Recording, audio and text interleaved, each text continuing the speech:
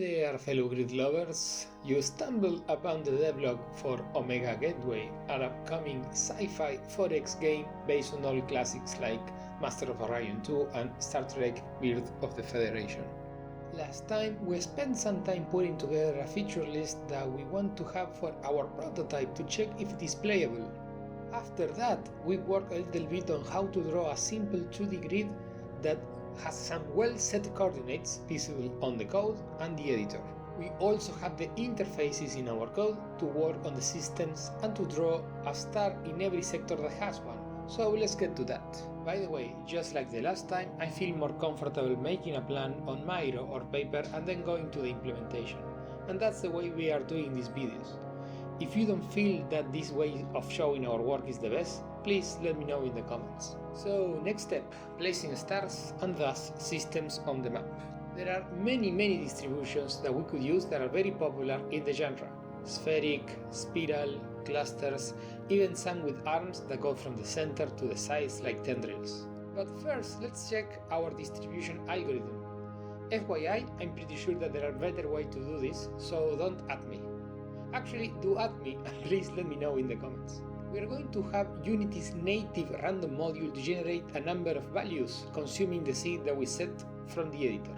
For now, we don't set a seed if the seed is 0. According to Unity's documentation, the pseudo-randomness the module generates should be entropic enough so we can get a pretty normal distribution every time. So if we iterate through every sector and ask for a random number between -1 and 1, and then we ask if the value is greater or equal than 0, we should have a very consistent close to 50% of systems in our grid. If we choose a minimum threshold lower than -1, we will have even less systems. We can play with that. Let's try this theory by drawing a star in every sector in the map with the same priority.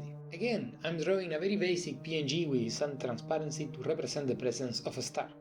From Unity we can play with things like the color if you want. We will save it as a system star prefab. We will also create our Galaxy System class. A few worth mentioning attributes are the system name. I think we will have a proper list of cool galactic names that we can set randomly or with some criteria, but for now I'm just creating a name by taking some random chars from a list using this quick auxiliary method I found online. The star color. I'm going to default to a horrible yellow just for testing, but we could use this to make the map look amazing and more astronomically correct. Galaxy sector, a reference to the sector that holds the system. Talking about the galaxy sector, we are also adding a new galaxy system attribute to it. If it is null, then it means that it is a systemless sector. Finally, we add our new galaxy system class as a component into our star system prefab. Now to the proper instantiation of systems and stars.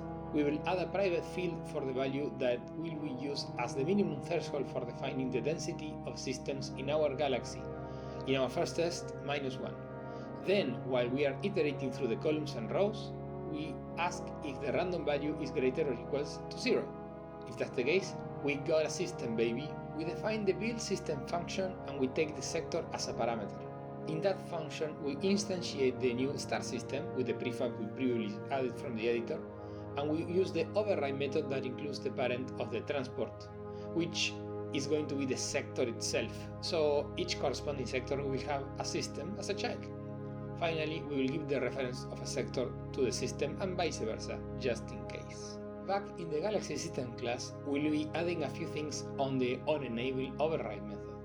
That will be the first thing that will be run when this object is created. Pretty simple though.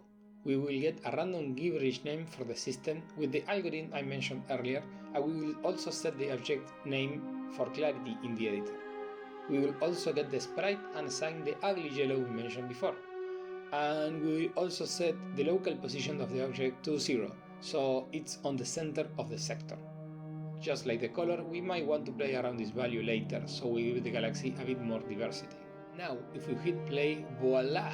About 50% of the map is covered with a system that has a weird name and a hideous yellow. So let's go to the Galaxy Manager so we can play around with the minimum threshold number.